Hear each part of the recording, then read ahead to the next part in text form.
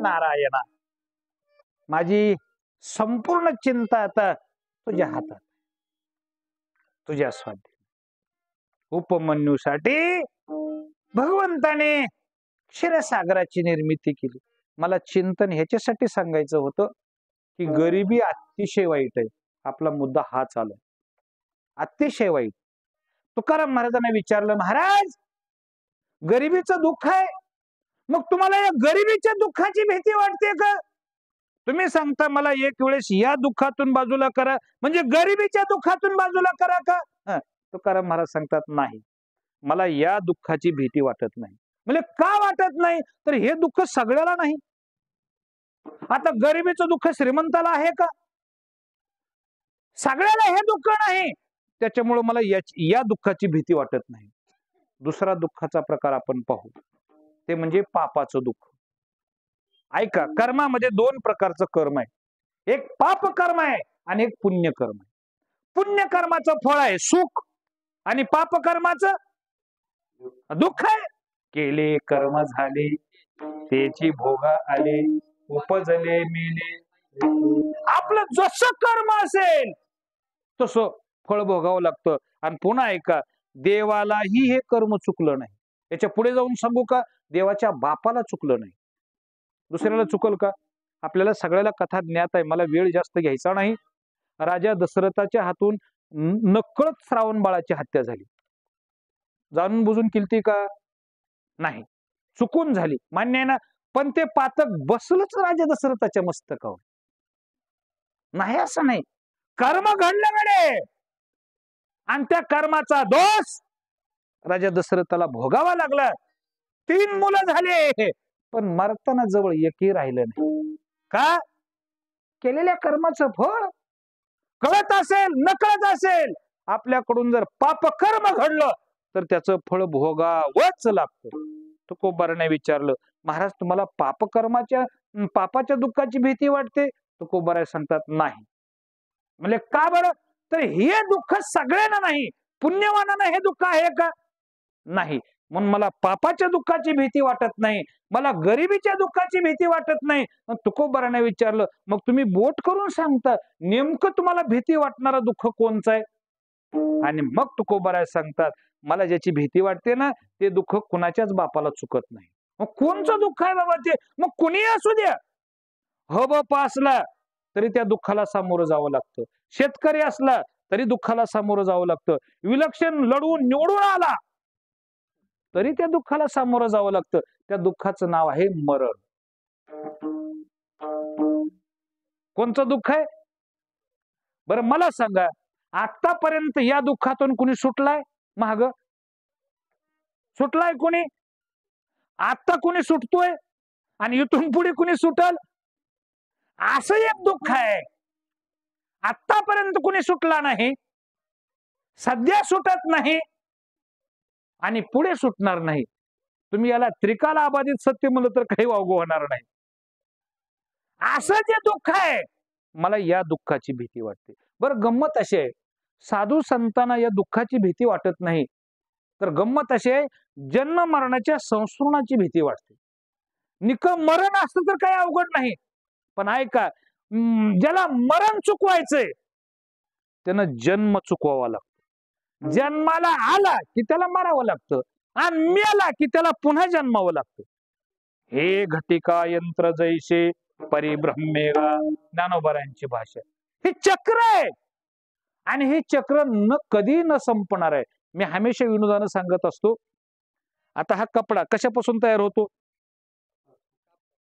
सोपा आहे कळण्यासाठी. कशापासून? कापसापासून. कापूस कुठे पिकतो? मान्य आहे ना. शेतात कापूस पिकला की त्याच्यापासून कपडा तयार होतो आणि कपडा फाटला कुठं टाकतो? उकिरड्यामध्ये. आणि उकिरड्यातला खात कुठं जातो? पुन्हा शेतात कापूस पेरला, पुन्हा कापसाचा, पुन्हा कापड फाटला, पुन्हा कुठे गेला? उकिरड्याचा खात कुठे गेला? पुन्हा शेतात कापूस पेरला, पुन्हा. कवा चक्र संपल? हे चक्र आहे, ही चक्र आहे, ही चक्र आहे. जन्म मरणाचं चक्र आहे. शंकराचार्य सांगतात, पुनरपि जननम पुनरपि मरणम पुनरपि जननी जठरे शयन. हे जे चक्र आहे या चक्राची मला भीती वाटते. आणि जन्म मरणाचं दुःख हे कुणाला चुकत नाही. देव जरी इथं आला तर त्याला सुद्धा भोगावंच लागतं.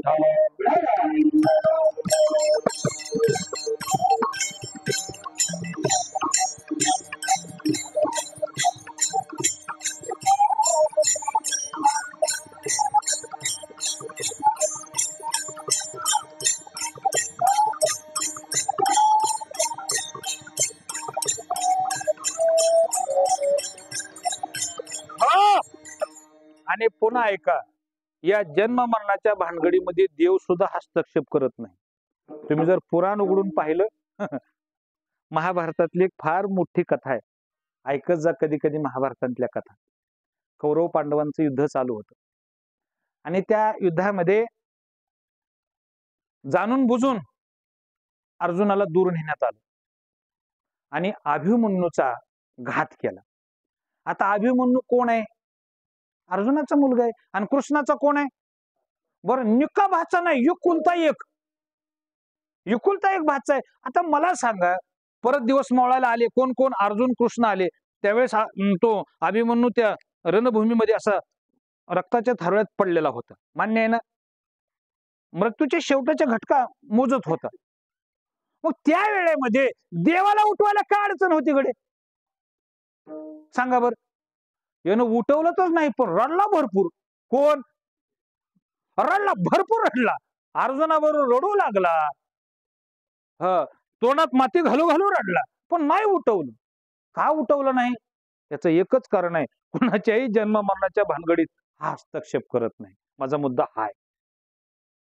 जन्म आणि मृत्यू आहे, याच्या बाबतीमध्ये देव नाही ढवळाढवळ करत. हा, तुमचं कर्म त्याला जबाबदार आहे, मान्यच करावं लागेल. आगा कर्मी जे उरावे, ज्ञानोबरायांची भाषा. ज्ञानोबराय सांगतात, तुम्हाला जो जन्म भेटतो ना, कशाच्या द्वारे? तुमचं राहिलेलं कर्म भोगायला, आणि ते कर्म भोगण्यासाठी जन्म आहे. हे विशेष आहे. म्हणून आपण कर्म करण्याचं आपल्याला स्वातंत्र्य आहे या जीवाला. मृत्यूलोक काय श्रेष्ठ आहे याचं एकच कारण आहे, आपल्याला कर्म करण्याचं स्वातंत्र्य आहे. तुम्ही चांगलं कर्म कराकडे, तुम्ही या दुःखाच्या खाईत पडणार नाही. आणि म्हणून एके ठिकाणी तुकोबरा देवाला विनंती करतात, माझा सोडावे दातारा, माझा सोडावे दातारा,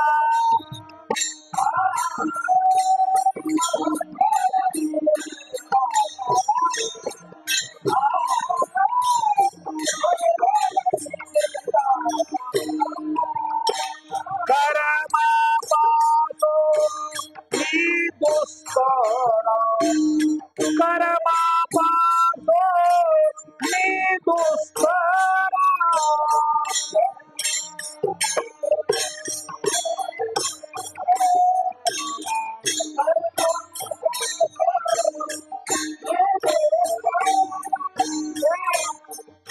माझा सोडा दातारा,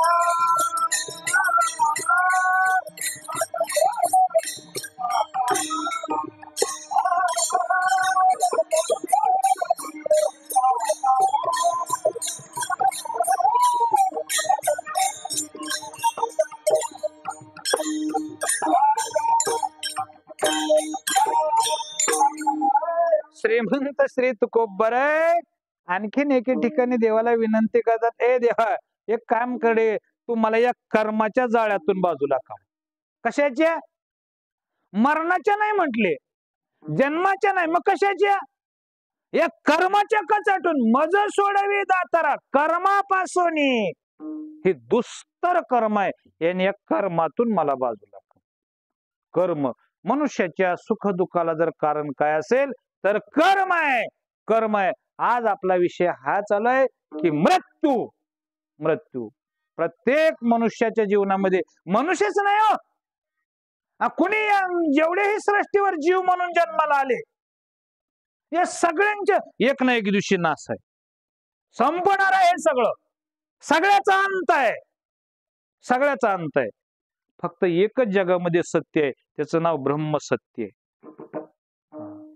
फक्त एक आहे. मी विनोदानं सांगत असतो, विनोदानं या जगात फक्त दोघाची सत्ता आहे.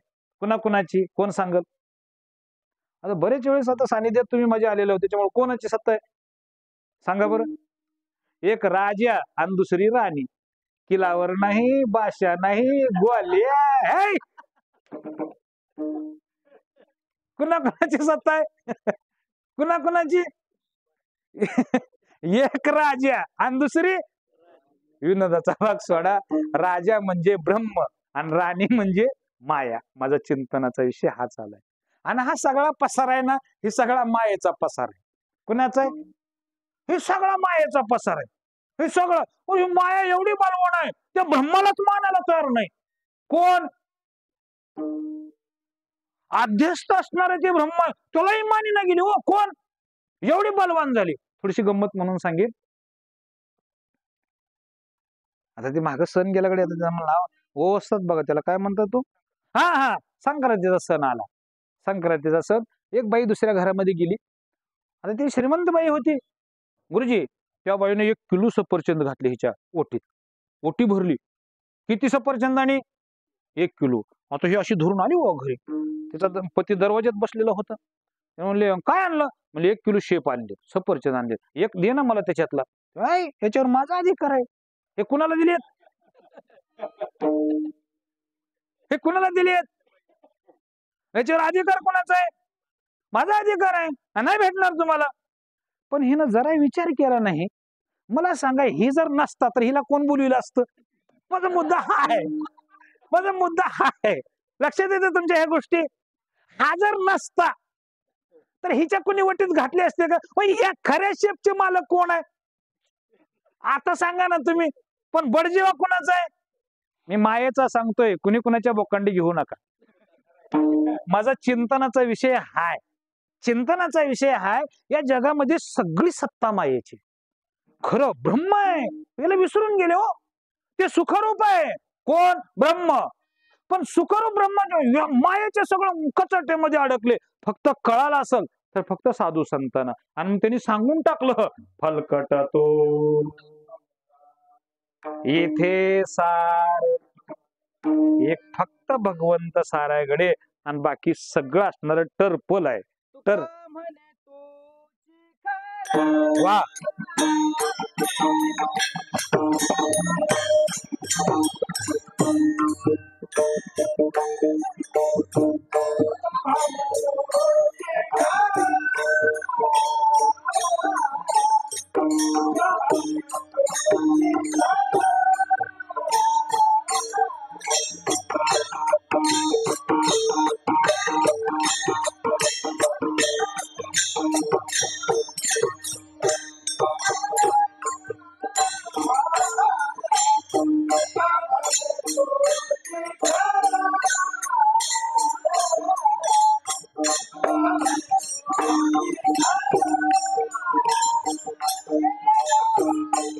वा, वा, वा.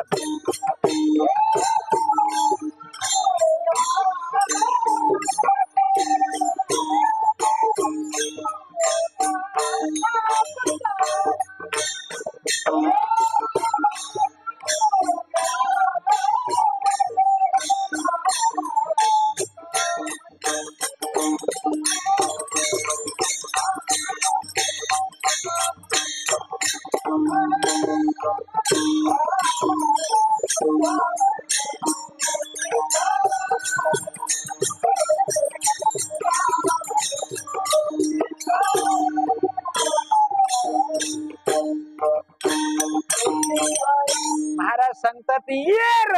येर म्हणजे बाकीचं सगळं पसारा आहे. एक सत्य. कितीतरी प्रमाण आहेत. येर ते माईक. बाकी सगळं काय आहे? हे सगळं माईक आहे. हे सगळं लटक आहे. हे सगळं दुःख रूप आहे. हे सगळं सगळं हे कळणं महाराज एवढं सोपं नाही. आणि हे कळायचं असेल तर याच्यासाठी विवेक नावाची एक शक्ती आहे, ती आपल्याकडे येणं गरजेचं आहे. आज आपला चिंतनाचा विषय चालू आहे मरण. मरण मरण कुणालाही चुकत नाही. बरं, मला एक सांगा, आता इथं बरीचशी शिकलेली मंडळी आहेत. असा जगामध्ये असा एखादा डॉक्टर अजून जन्माला आलाय का? जगात सांगतोय, भारतात नाही, जगात असा एखादा डॉक्टर आलाय का? भारतामध्ये एखाद्याचा रोग असा वाढला म्हणून त्याला परदेशात नेलं. आता तिथला डॉक्टर त्याला एक 10 वर्षाचं आयुष्य देईल, पण कायमचं मरू देत नाही. असा कुठला डॉक्टर अजून जन्माला आलाय का? कुठेही असू दे, जगाच्या पाठीवर कुठलाही मरूच देत नाही असा डॉक्टर आहे का? हा, आज मरायचंय 4 वर्ष, 10 वर्ष, 20 वर्ष, 50 वर्ष पुढे, पण मरणच टाळता येत नाही असा डॉक्टर. बरं, आमच्याकडे नाही बरं का, आम्ही उग फुशारकीने नाही सांगणार. आमच्याही संत मालिकेमध्ये, आमच्याही ऋषी मुनीमध्ये जर इतिहासाकडे असं वळून पाहिलं, आमच्यामध्ये सुद्धा मरणच टाळता येत नाही असं, मरण लांबविल आमच्याकडे. ते चांगदेवानी 1400 वर्ष काय केला? मरण पुढे ढकललं, पण टाळलं का? एक ओवी आहे गडी, मला आता आठवती का नाही की, हा आठवली. 14 कल्पाविष्य जोडी, त्या मार्कंडेयाशी काळ झोडी, युगांत लोम झडे परवडी, त्या लोमहर्षाची नरडी मुरडी जे काळे. नाथ महाराजांचं भागवत लय चिंतनासाठी गोड आहे, बघत जाऊ कधी कधी. नाथ महाराज सांगतात 14 कल्प आयुष्य होतं. कुणाला? मार्कंडेय ऋषीला. असू द्या हो, अहो 14 कल्प असू द्या, 1400 कल्प असू द्या, पण एक दिवशी मरावं लागलं नाही त्याला. मुद्दा हाय. त्याच्या पुढचा ऋषी आहे लोमहर्ष. लोमहर्ष ऋषींची कथा अशी आहे की युगांत हा शब्द दिलाय. युग नाही, युगांत वेगळं आणि युग वेगळं. युगांत हा अनेक वचनी शब्द आहे आणि युग हा एक वचनी आहे. कृत युग, त्रेताळ युग, द्वापार युग, कली युग आणि युगांत हे 4 मिळून होतं, त्याचं नाव युगांत. आता त्या लोमहर्षीची कथा सांगत असताना सांगतात हे 4 युगातले जेवढे वर्ष आहेत तेवढे संपले की ह्याच्यातला एक अंगावरचा केस गळत होता. आता आपल्या हातावर किती गडे केस सांगल कुणी? मोजतात? अंगीची या रोमा किती? ज्ञानोबरायांची जयाशी तया न गणविती, ज्ञानोबरायांचे शब्द आहेत. म्हणजे ज्याच्या अंगावर किती केस आहेत त्यालाही मोजता येत नाहीत. लोमहर्ष राजाची त्या ऋषीची कथा अशी आहे, 4 युग झाले. मग 4 युगाचे वर्ष किती झाले सांगल कुणी? मी फक्त सांगतो, तुम्ही मोजा. कलियुग 4,32,000, द्वापार युग 8,64,000, त्रेताळयुग 12,96,000 आणि कृतयुग सत्ययुग 17,20,000. किती झाले सगळे मिळून? काय किती झाले? 42,20,000. किती झाले? 42,20,000 वर्ष झाले एक केस गळत होता. आता कवा एवढे वर्ष होईन ह्याच्या अंगावरचे कवा केस गळावे? अहो कधी होऊ द्या ना, पण एका दिवशी मरणार आहे ना. हा मुद्दा महत्वाचा आहे. मरणार, तो निश्चित मरणार आहे. जगात काही गोष्टी अनिश्चित आहेत आणि काही निश्चित आहेत. एखादं लेकरू जन्माला आलं ते जिवंतच राहील, निश्चित आहे का अनिश्चित आहे? अनिश्चित आहे. बरं, समजा ती जगलं, शाळेत जाईल, हे निश्चित आहे का अनिश्चित आहे? अनिश्चित आहे. शाळेत गेले त्याला नोकरी नक्की लागेलच का? अनिश्चित आहे. नोकरी लागल्यानंतर त्याचं लग्न होईलच का? अनिश्चित आहे. लग्न झाल्यानंतर त्याला लेकरं होतीलच का? अनिश्चित आहे. पण एके दिवशी मरणार आहे हे निश्चित आहे. मरण हे निश्चित आहे. मरण टाळता येत नाही, कुणाला टळत नाही. बरं, गंमत अशी, देवही तुम्हाला वाटतंय काय या मरणाच्या, मी मगाशी सांगितलं तुम्हाला, याच्या नाही भानगडीत पडत. आणि ही जी मनुष्य मेल्यानंतर जे दुःख होतं ना, या दुःखातून देवही सारवू शकत नाही, नाही सारू शकत. ज्याचा बाप मेला त्यालाच माहित आहे काय दुःख होतंय, नाही तर ना कळू शकत. जुनी एक म्हण आहे, ज्याचे बाप मेला त्याने मिशा काढाव्या, नाही दुसरं कुणाला कळत. ही वस्तुस्थिती आहे. ज्याची आई मेली त्याला काय वेदना होतात हे कळते, नाही दुसऱ्याला कळत.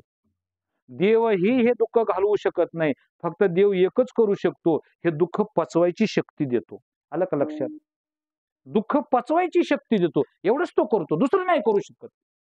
आता हे तुकाराम महाराज आहेत, देवाला विनंती करतात, ए देवा एक वेळा करी एक काम कर ना देवा, तुम्हाला एकच वेळ कशातून, या दुःखातून बाजूला कर. कुण्या, या जन्म मरणाच्या याच्यातून मला बाजूला कर. एक बार केलं ना, पुन्हा नाही मी मध्ये येणार.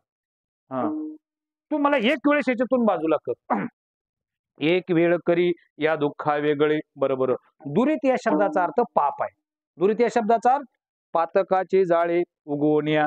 म्हणजे आम्हाला जो जन्म भेटतो याला काही वासना, पाप, कर्म हे अनेक कारण आहेत. आज तुकोबारा सांगतात हे पाप आहे आणि पापामुळे दुःख होतं, दुःख आम्हाला भोगावं लागतं. या तू जाळ्यातून आम्हाला बाजूला काढ.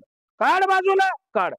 कुणीतरी तुकाराम महाराजांना विचारलं, महाराज जर देवानं तुम्हाला या सगळ्या जाळ्यातून बाजूला काढलं, तुम्ही काय करचाल? अभंगाचं दुसरं चरण.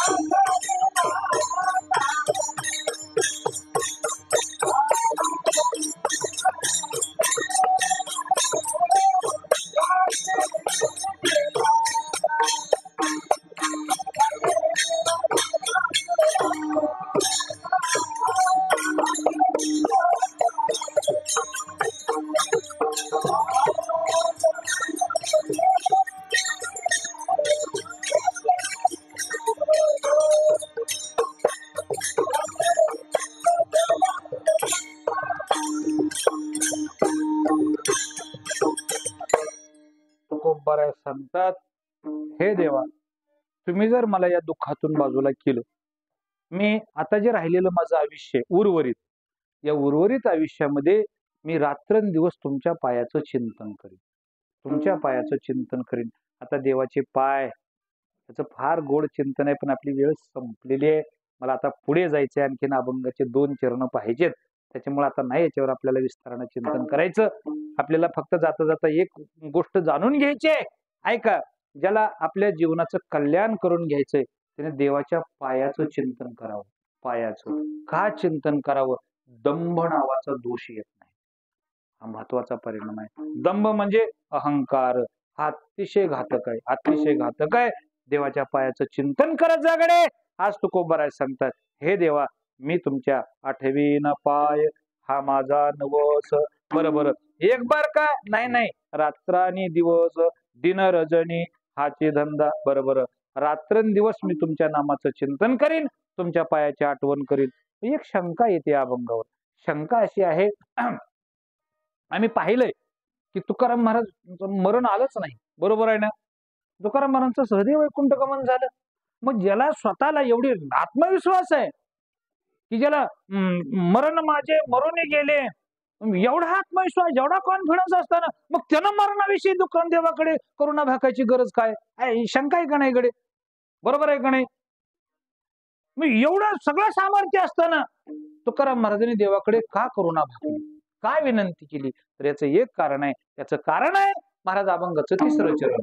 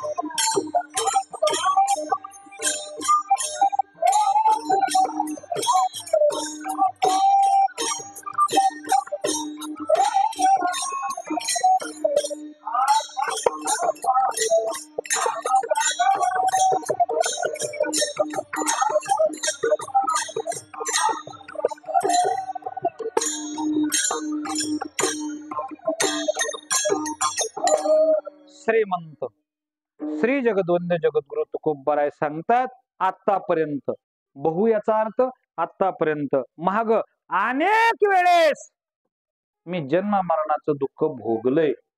बहु दूरवरी भोगेले भोग. आणि तुकाराम महाराजांच्या जीवनाचं जर चिंतन पाहिलं इतिहास, ते जनाबाईने एक अभंग स्पष्ट लिहिलंय. मला वाटतं सध्या एखादा ड्रायव्हर गाडी पुढे चालवतो, बरोबर आहे, पण पाठीमागून जे एखादं वाहन आलंय किंवा एखादं काय आलंय हे त्याला कशात दिसतं? त्याला काय म्हणतात? रिटेक, पाठीमागचं. तसं साधू संतांच्या बाबतीमध्ये मागच्या जन्मात ते कोण होते, त्यांचे कोण होते ते कुठपर्यंत दिसतं महाराज त्यांना. ही नजर आहे त्यांच्याकडं. तुम्ही जनाबाईचा अभंग वाचा. हे तुकाराम महाराज कृतयुगामध्ये प्रल्हाद होते, त्रेतायुगामध्ये अंगद झाले, द्वापार युगामध्ये उद्धव झाले, कलियुगामध्ये नामदेव झाले, आणि मग पुन्हा तुकाराम महाराज. यांनी अशी लाईनच दिली. जनाबाईनं सांगितलं, हा ज्या वेळेस प्रल्हाद होता त्यावेळेस माझं नाव पद्मिनी होतं, मी याच्या सोबतच होते. त्यानं दुसरा अवतार अंगदाचा घेतला, मी तिथं कोण होऊन आले? मंथरा. आलेच मी तिथं. तिसऱ्या अवतारामध्ये हा उद्धव झाला, मी तिथं कोण होऊन आले? कुब्जादासी. आणि इथं हा नामदेव झाला.